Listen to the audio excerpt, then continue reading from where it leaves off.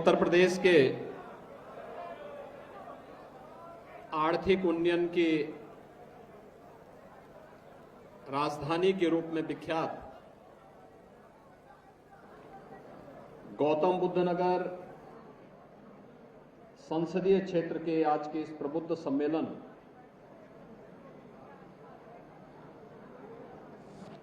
में उपस्थित भारतीय जनता पार्टी के क्षेत्रीय अध्यक्ष श्री सत्येंद्र सिसोदिया जी,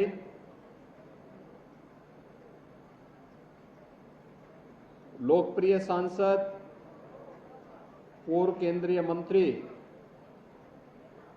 और भारतीय जनता पार्टी के लोकसभा गौतम बुद्ध नगर क्षेत्र के प्रत्याशी डॉक्टर महेश शर्मा जी, हमारे सभी माननीय विधायकगण,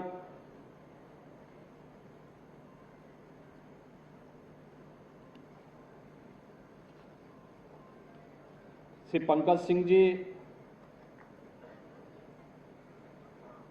श्री तेजपाल नागर जी, श्री धीरेन्द्र सिंह जी, श्री लक्ष्मी राज सिंह जी, श्रीमती मीनाक्षी सिंह जी, विधान परिषद सदस्य श्री नरेंद्र भाटी जी, राज्यसभा की माननीय सांसद श्रीमती कांता करदम जी, प्रभारी मंत्री कुंवर ब्रजेश सिंह जी, भारतीय जनता पार्टी के जिला के अध्यक्ष श्री गजेंद्र मावी जी, महानगर अध्यक्ष मनोज गुप्ता जी, प्रमोद गुप्ता जी, लोकसभा के संयोजक पंडित भाटी जी, अनिल सिसोदिया जी, क्षेत्रीय महामंत्री हरीश ठाकुर जी, हमारे सहयोगी दल राष्ट्रीय लोक दल के जिला के अध्यक्ष श्री जनार्दन भाटी जी, जिला पंचायत अध्यक्ष अमित चौधरी जी और इस संस्थान के चेयरमैन श्री रामकिशोर अग्रवाल जी, गौतम बुद्ध नगर लोकसभा क्षेत्र से जुड़े हुए सभी हमारे प्रबुद्धजन, उपस्थित बहनों और भाइयों, आज के इस प्रबुद्ध सम्मेलन में मैं आप सबका हृदय से अभिनंदन करता हूं। आप सब ने अपना समय निकाल करके लोकतंत्र के इस महापर्व में अपनी प्रतिबद्धता को व्यक्त करने के लिए हमारे पदाधिकारी और जनप्रतिनिधियों के आग्रह पर आप यहां पर उपस्थित हुए हैं। ये मेरा दायित्व बनता है कि मैं आपका स्वागत करूं, अभिनंदन करूं।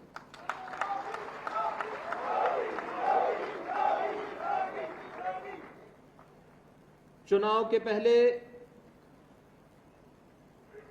इससे पहले कि हमारी पब्लिक रैली प्रारंभ हो,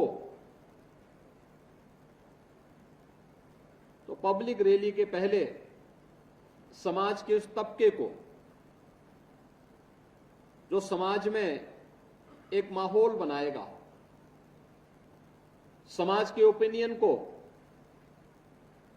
मोदी जी के नेतृत्व में भारतीय जनता पार्टी सरकार ने जिस नए भारत का दर्शन हम सबको कराया है, उस भारतीय जनता पार्टी को पुनः तीसरी बार देश के अंदर नेतृत्व करने का अवसर प्राप्त हो, इसके लिए आपका आह्वान करने के लिए आज मैं गौतम बुद्ध नगर जनपद में आया हूं। प्रबुद्ध जन समाज के जागरूकता के लिए भी और उनकी ओपिनियन को भी बनाने में बड़ी भूमिका का निर्वहन करते हैं और गौतम बुद्ध नगर और प्रबुद्ध जनों का इस समन्वय हमें नए भारत के, नए उत्तर प्रदेश का दर्शन भी कराएगा। बहनों और भाइयों, हम सब जानते हैं यह वही जनपद है, जो जनपद 2017 के पहले प्रदेश के मुख्यमंत्रियों के लिए अभिषिक्त हुआ करता था।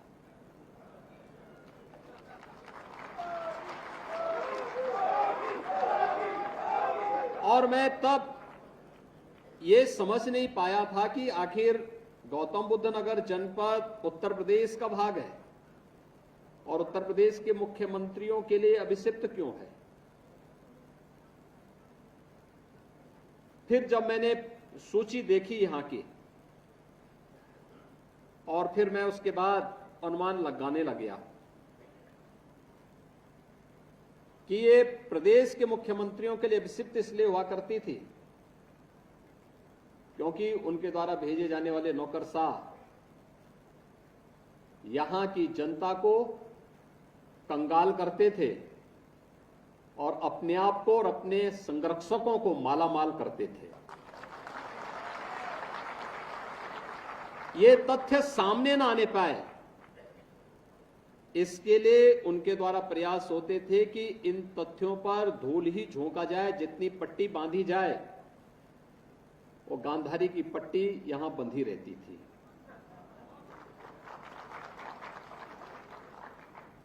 और मैं देख के ताज्जुब था कि जब इन चीजों को लेकर के मैं सुनता था तो मैंने स्वयं तय किया कि नहीं भाई, मैं जिन लोगों ने गौतम बुद्ध नगर जनपद जैसे उर्वरा क्षेत्र को, अत्यंत उर्वरा क्षेत्र को बदहाल किया है, कंगाल किया है, अराजकता और समस्याओं के गर्त में ले जाने का कार्य किया है, वहां मैं स्वयं चल करके देखूं। और मुझे 2017 में यहां आने का अवसर प्राप्त हुआ था। मैं यहां आया था, मैंने यहां की समस्याओं को देखा और मैं धन्यवाद दूंगा अपने सभी मंचस्थ जनप्रतिनिधियों को।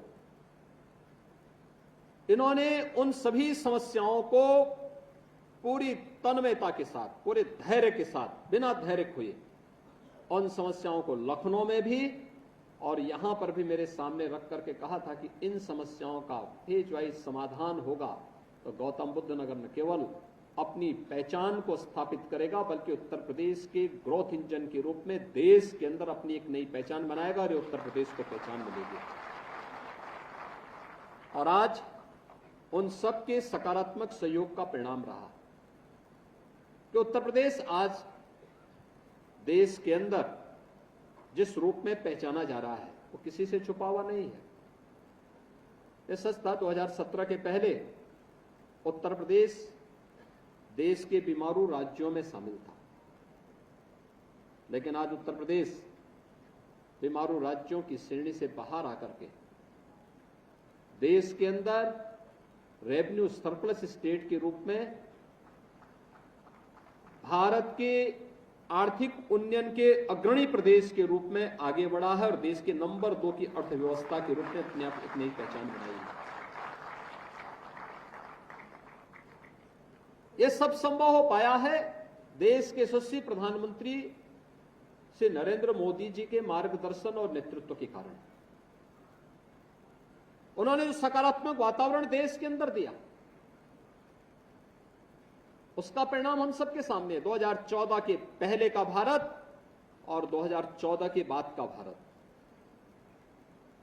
2014 के पहले का भारत समस्याग्रस्त था, अविश्वास से भरा हुआ था, न केवल देश के अंदर बल्कि पूरी दुनिया के अंदर भी इस प्रकार का वातावरण था। पूरी दुनिया के अंदर किस रूप में भारत के प्रति व्यवहार होता था। भारत से जाने वाले लोग पहचान के लिए मोहताज हुआ करते थे, पासपोर्ट की कीमत नहीं रह गई थी, सीमाएं असुरक्षित थी।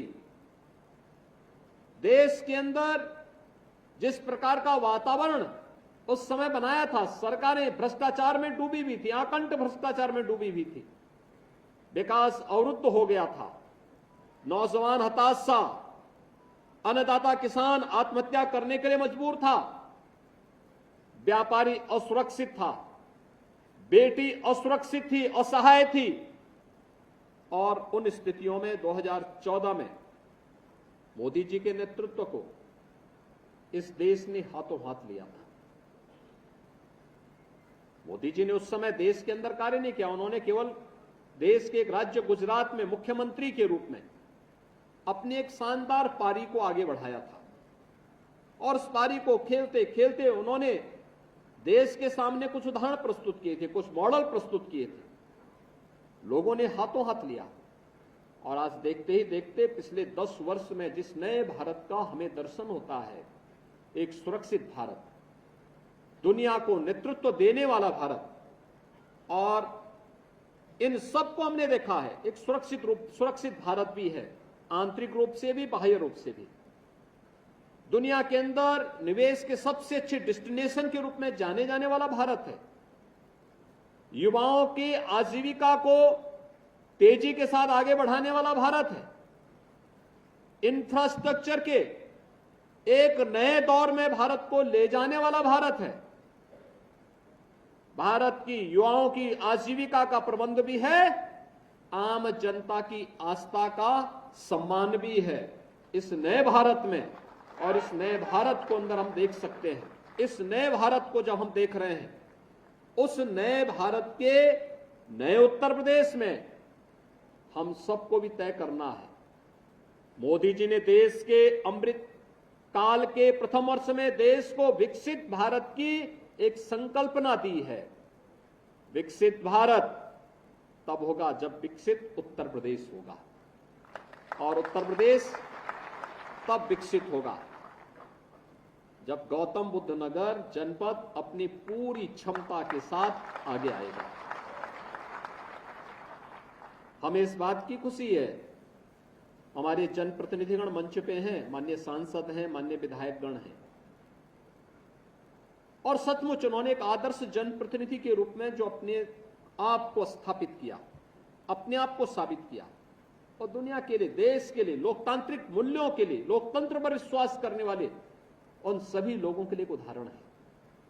मैं एक छोटी सी घटना आपको बताता हूं, इसी गौतम बुद्ध नगर जनपद की है। एक बड़े प्रतिष्ठान का यहां पे उद्घाटन था। कोरोना कालखंड के दौरान वह जमीन आवंटित हुई थी, और जमीन आवंटन होने के बाद वह 2022 के अंत में मेरे पास आए कि हमें अपने इस बड़े प्रतिष्ठान का उद्घाटन करना है। तो मुझे विश्वास ही नहीं हुआ कि इतनी जल्दी इतना बड़ा सेंटर, हजारों करोड़ रुपए जिसमें लगे हों, वह तैयार हो गया।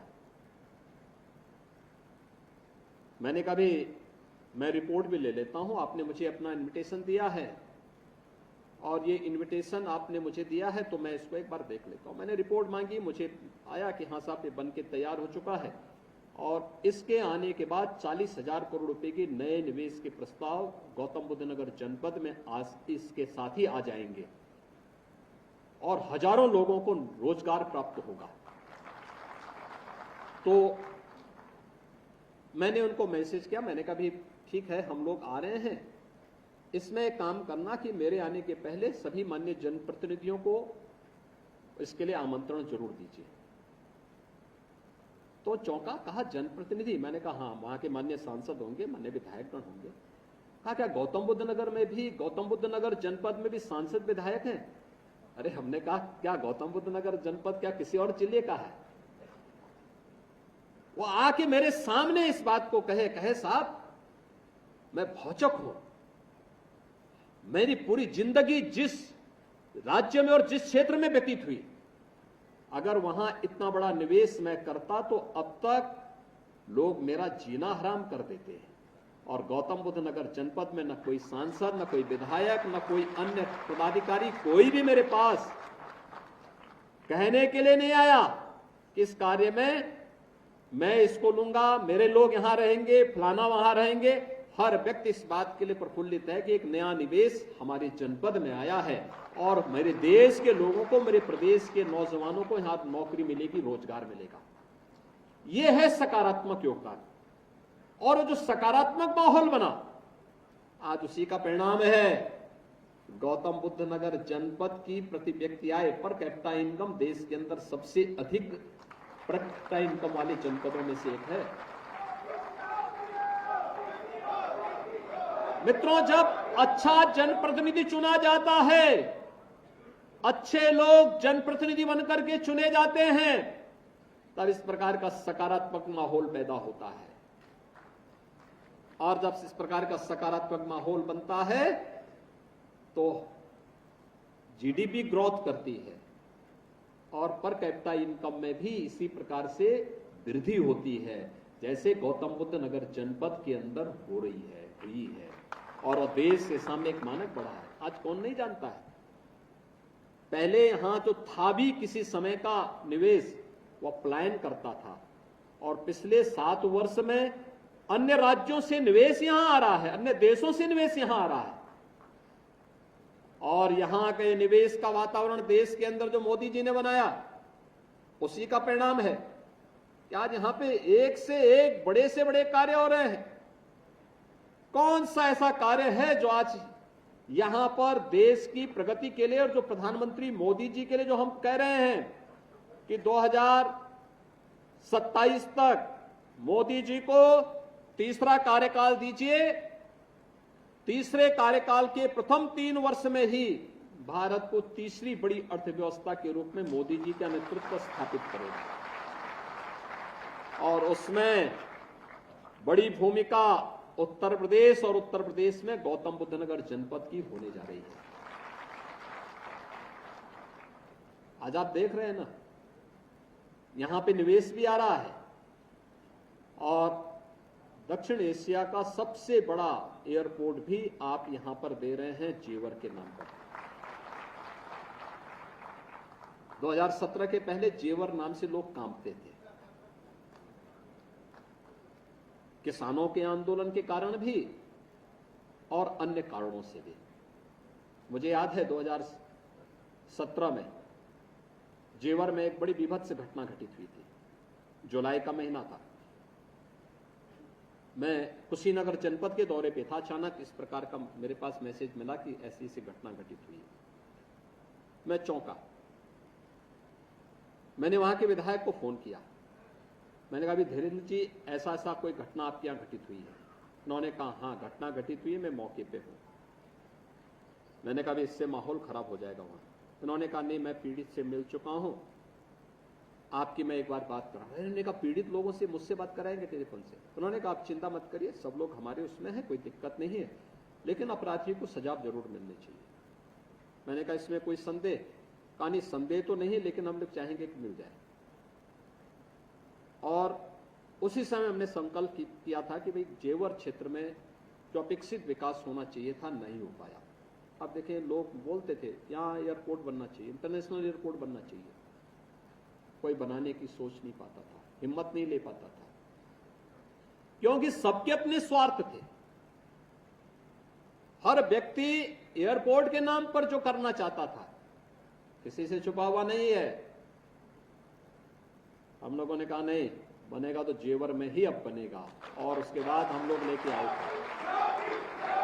आपने देखा होगा आज एयरपोर्ट बन रहा है, और ये एयरपोर्ट तो निवेश ला ही रहा है, लेकिन आने वाले समय एयरपोर्ट को चलने दीजिए। कुछ ही वर्षों में उत्तर प्रदेश की इकोनॉमी में 1 लाख करोड़ रुपए की वृद्धि करने वाला है। अकेले एक एयरपोर्ट। और अब तो यहां पे मेडिकल डिवाइस पार्क भी बन रहा है, अब यहां पे फिल्म सिटी भी बन रही है। अब यहां पर यानी जो कभी कल्पना थी, आज वह इस जनपद के माध्यम से न केवल प्रदेश को बल्कि देश को मिल रहा है। ये जो सकारात्मक वातावरण पिछले 10 वर्ष के अंदर देश के अंदर देखने को मिला है, यह अद्भुत है। दुनिया इसके प्रति अभिभूत है, और हम भारतवासियों का दायित्व भी बनता है। एक तरफ वे लोग हैं जिनके लिए फैमिली फर्स्ट एकमात्र उनके जीवन का मिशन है, लेकिन दूसरी तरफ मोदी जी के नेतृत्व में यह मंच भी है जिनके लिए नेशन फर्स्ट है, राष्ट्र प्रथम के उन मूल्यों के साथ जो जीवन जीते हैं। एक तरफ वे लोग हैं जिन्होंने जातिवाद के आधार पर सामाजिक ताने बाने को छिन्न भिन्न किया, और दूसरी तरफ सबका साथ और सबके विकास के भाव के साथ कार्य करने वाले मोदी जी के नेतृत्व में भारतीय जनता पार्टी का परिवार है। एक तरफ स्वार्थी परिवार है जो गौतम बुद्ध नगर जनपद को अभिषिक्त बना लेता है, और दूसरी तरफ मोदी का परिवार है जो गौतम बुद्ध नगर जनपद में इस बात की परवाह के बगैर कि कुर्सी जानिए तो चली जाए, लेकिन गौतम बुद्ध नगर जनपद का विकास अवरुद्ध नहीं होना है। ये है विकास और सकारात्मक सोच के साथ नेशन फर्स्ट की थ्योरी। हम देश के बारे में सोचेंगे, देश रहेगा हम सब भी रहेंगे, देश रहेगा, देश समृद्धि करेगा, हम भी समृद्धि की ओर अग्रसर हो जाएंगे। एक वो भारत था जब लोग भूखों मर रहे थे, अन्नदाता किसान आत्महत्या कर रहा था, नौजवान पलायन करने के लिए मजबूर था, इंडस्ट्री बंदी के कगार पर थी, गुंडे और अपराधी जिस तरीके से व्यवहार करते थे, जिस प्रकार की अराजकता फैलाते थे, यही राज्य है। दंगा होता था, कर्फ्यू लगता था। मैं किसी देश में गया इस दौरान, मेरे पास वहां पर भारत के जितने भी हमारे राजनयिक थे, जिस भी देश में गया वहां पे वे लोग आके 2-4 अधिकारी मिलकर के कहते थे कि साहब हम लोग तो यहां काम कर रहे हैं, हमारे बूढ़े माँ बाप हैं, गौतम बुद्ध नगर जनपद में हमने एक फ्लैट के लिए पैसा जमा किया था, कोई कहता था 10 साल हो गए, कोई कहता था 12 साल हो गए, कोई कहता था 15 साल हो गए, आज तक हमें नहीं मिला। और मुझे जब हम लोगों ने कमेटी गठित की और कमेटी की रिपोर्ट आई तो मैंने यहां पे उसी समय अथॉरिटी से कहा, मैंने कहा भी देखो कमेटी की रिपोर्ट को अब लागू करो, हर हाल में लागू कर दो, कोई इसमें विवाद नहीं होना चाहिए, और हर एक बायर्स को उसका अधिकार मिल जाना चाहिए, इसकी प्रक्रिया को तेजी के साथ आगे बढ़ा दीजिए। और मुझे सचमुच बहुत अच्छा लगा। मैं उस दिन आ नहीं पाया, मुझे यहां आना था, लेकिन चूंकि 3 बजे चुनाव आयोग की बैठक शुरू हो गई तो मैं नहीं चाहता था कि मुझे बीच कार्यक्रम से उठना पड़े, और मैं इसीलिए मैंने कहा भी कार्यक्रम आपका जरूर है, मैं नहीं रहूंगा, लेकिन जनता को वहां का अधिकार मिलना चाहिए, जनप्रतिनिधियों की जो मांग है उसको पूरा किया जाना चाहिए। और परिणाम था जब मैं अगले दिन पेपर की पफ्टिंग में मंगा के देखा, मैंने कहा देखा किसी को 27 साल के बाद, किसी को 25 साल के बाद, किसी को 23 साल के बाद, किसी को 21 साल के बाद उनका मकान का अधिकार मिला, तो लोग चेहरे की खुशी देखने लायक थी उस समय। और हम लोगों के लिए इससे ज्यादा खुशी क्या, जनता जनार्दन खुश है तो हम लोग खुश हैं, हमारे लिए सबसे बड़ी खुशी वही होती है। एक कॉमन मैन खुश है तो हम खुश हैं। लोग कहते हैं कि अपराधियों के खिलाफ कार्रवाई करते हैं, क्या डर नहीं लगता? मैं कहता हूं जब पब्लिक सुरक्षित अपने को महसूस करे तो मेरी सुरक्षा उसी में नहीं होती। और इसीलिए यह कार्य जिस प्रतिबद्धता के साथ सरकार कर रही है आप सबके सामने है। एक तरफ वे लोग थे जो कर्फ्यू लगाते थे, और दूसरी तरफ ये सरकार है जो कर्फ्यू नहीं, कावड़ यात्रा शानदार तरीके से चला देती है। अंतर है, देखो केवल सोच का अंतर है। उनको कर्फ्यू प्यारा था, लेकिन हमें कर्फ्यू नहीं, हमें तो जनता की खुशहाली प्यारी है। जनता जनार्दन जिसमें खुश रहे, जिसमें वो सुरक्षित रहे, जिसमें वो समृद्धि की ओर अग्रसर होगी, और उस कार्य को करने के लिए हम लोग आए हैं। मोदी जी के नेतृत्व में सब कार्य देश के अंदर हो रहा है। गरीब कल्याणकारी योजनाओं के बारे में कोई सोचता है कितना बड़ा कार्य हुआ? हमने अकेले उत्तर प्रदेश में 56 लाख गरीबों को एक आवास दिए हैं। 56 लाख गरीबों को। देश के अंदर 4 करोड़ गरीबों को मकान मिले हैं। 80 करोड़ गरीबों को फ्री में राशन की सुविधा। 25 करोड़ गरीब देश के अंदर ऐसे हैं जो गरीबी रेखा से ऊपर उठे हैं, और प्रदेश के अंदर 6 करोड़ गरीब ऐसे हैं जो गरीबी रेखा से ऊपर उठ चुके हैं। 10 करोड़ गरीबों के घर में रसोई गैस का सिलेंडर पहुंच गया। नहीं तो 2014 के पहले क्या था, एक कनेक्शन लेने के लिए हजारों रुपया भी खर्च होता था, और रुपया खर्च अलग होता था।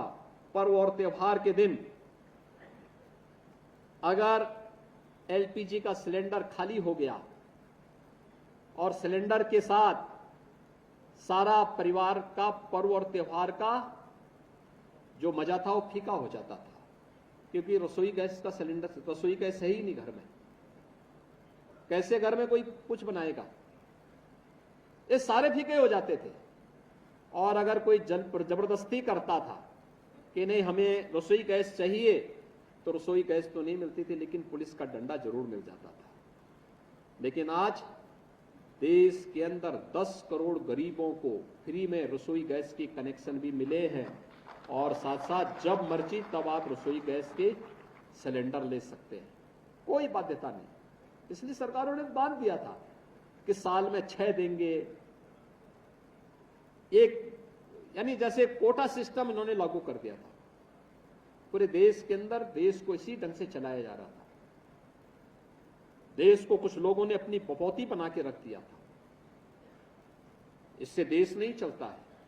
हम लोकतांत्रिक मूल्यों के साथ रह रहे हैं, और लोकतांत्रिक मूल्यों के साथ हमारी प्रतिबद्धता है। इन प्रतिबद्धताओं को आगे बढ़ाते हुए हम सबको कार्य करना है, और इस दृष्टि से आज मुझे आपके बीच आने का अवसर प्राप्त हुआ है। गौतम बुद्ध नगर जनपद तो वैसे भी एक सकारात्मक सोच के साथ आगे बढ़ने वाला जनपद है। आज मैं आपसे यही अपील करने के लिए आया हूं कि जो माहौल बना है, चुनाव के दौरान बहुत कठिन होता है एक सांसद पद के प्रत्याशी के लिए कि वह घर घर जा सके। इस बार तो जो पहल डॉक्टर महेश शर्मा जी ने की, बहुत सारी सोसाइटी में भी पोलिंग बूथ बन गए होंगे, और मुझे लगता है कि गौतम बुद्ध नगर जनपद में बधाई दूंगा आपको महेश जी, और गौतम बुद्ध नगर जनपद की जनता जनार्दन को भी मैं इसके लिए बधाई दूंगा कि उनको ये सौगात मिल गई है। एक पायलट प्रोजेक्ट के रूप में गौतम बुद्ध नगर जनपद में कार्य लागू हुआ कि जो बहुत दूर दूर तक लोग जाते थे, और इसलिए पोलिंग परसेंटेज पे ध्यान देना होगा। यद्यपि दूसरे चरण में ही आपका चुनाव है, लेकिन फिर भी पहले चरण में पहले दिन, उस दिन का संकल्प ही हमारा पहला है कि लोकतंत्र के इस महापर्व का हिस्सा बनना और मतदान करना। ये पहला कार्य हमारा होना है, और उसके लिए सोसाइटी में तो ये अवसर मिला ही है। लेकिन मैं आपको इस बात के लिए आश्वस्त कर सकता हूं कि मोदी जी के नेतृत्व में जो डबल इंजन की सरकार कार्य कर रही है, ये समस्या नहीं देती है, समाधान पर विश्वास करती है, और समाधान के लिए भारत को विकसित भारत के रूप में स्थापित करने के लिए, आत्मनिर्भर भारत और एक ग्लोबल लीडर भारत के रूप में भारत को स्थापित करने के लिए आप सबको डॉक्टर महेश शर्मा बनना पड़ेगा।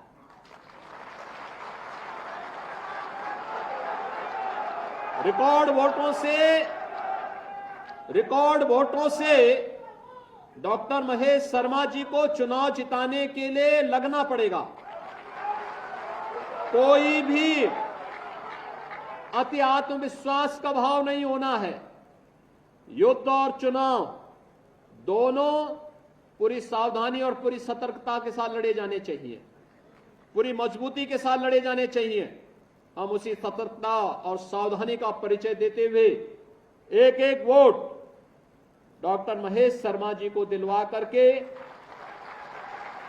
80 उत्तर प्रदेश के अंदर 80 मनकों की जो माला मोदी जी के गले में पड़नी है, उसमें से गौतम बुद्ध नगर जनपद की जो माला होगी सर्वाधिक वोटों की होनी चाहिए, क्योंकि देश के अंदर सबसे ज्यादा निवेश भी और सबसे अधिक आर्थिक प्रगति के साथ साथ सब कुछ आपको मिला है। मेट्रो आपको मिल गई, डेडिकेटेड फ्रेट कॉरिडोर के दोनों eastern and western dedicated freight corridor का जंक्शन भी आपको मिल गया, एयरपोर्ट भी आपको मिल गया, फिल्म सिटी भी आपको मिल गई, मेडिकल डिवाइस पार्क भी मिल गया, और सबसे ज्यादा निवेश के साथ साथ सबसे ज्यादा पर कैपिटा इनकम वाला जनपद भी गौतम बुद्ध नगर जनपद बन गया है। तो इन सभी उपलब्धियों के लिए केवल आपसे यही अपेक्षा रखेंगे कि अगर हम लोगों ने आने का अभिशाप को तोड़ा है तो आपको चुनाव बूथ पर जाने के अभिशाप से भी अपने को अलग करना पड़ेगा कि हम जाएंगे जरूर।